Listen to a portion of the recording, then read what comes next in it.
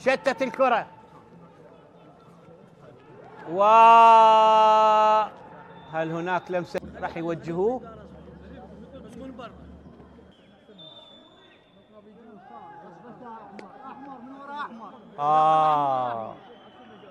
احنا عندنا 45 بطاقة حمراء هذا الموسم، بطاقة حمراء لكانجيفي، بطاقة مرة أخرى داكوستا مقطوعة من صادق زامل، تذهب إلى أورو، تعد من جديد إلى حسام، حسام يسيطر على الكرة، يلعبها خطيرة إلى علي، علي يحاول، علي حاول، علي شكل خطورة بتواجده في شوط المباراة الثاني، وكرة جول جول جول جول جول جول للمرة الثالثة على التوالي، يصل لاعبو نفط البصرة ويخطرون مرمى الحدود وبكرة سهلة جدا، وبكرة ضعيفة أيضا تمر بذكاء على يمين الحارس عبد الرحمن محمد، ويسجل فريق نفط البصرة أول الأهداف بالدقيقة 57 من عمر المباراة.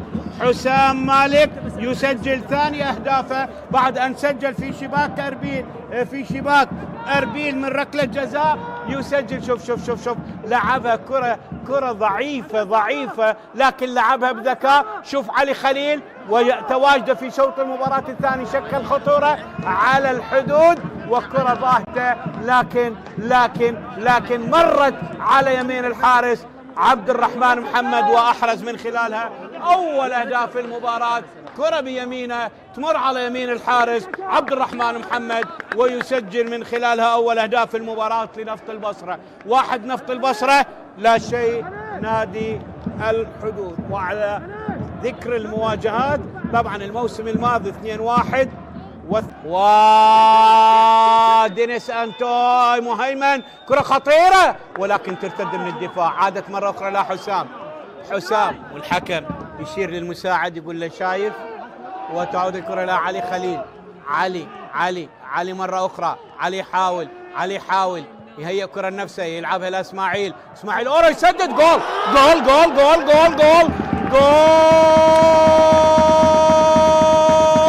إسماعيل أورو. وأيضا علي خليل يصنع الكرة على طبق من ذهب لإسماعيل أورو، يلعبها من مسافة بعيدة وتمر على يسار الحارس عبد الرحمن محمد ويسجل الهدف الثاني لفريق نفط البصرة. 2 نفط البصرة لا شيء الحدود، بكرة مباغتة أخرى من خارج منطقة الجزاء.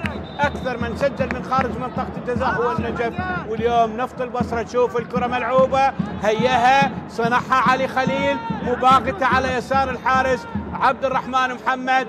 شوف 5 من لاعبي الحدود من بينهم يسدد إسماعيل أورو ويسجل هدف الشخصي السادس بعد أن سجل هدفين في شباك الكهرباء والطلبة ونوروز وزاخو. يسجل أمام فرحة سالم نوروز ومدرب الحراس أكرم صبيح. 2 لنفط البصرة لا شيء الحدود. وأذكر كرة عالية ترتد من كرار جمعة، محاولة أورو،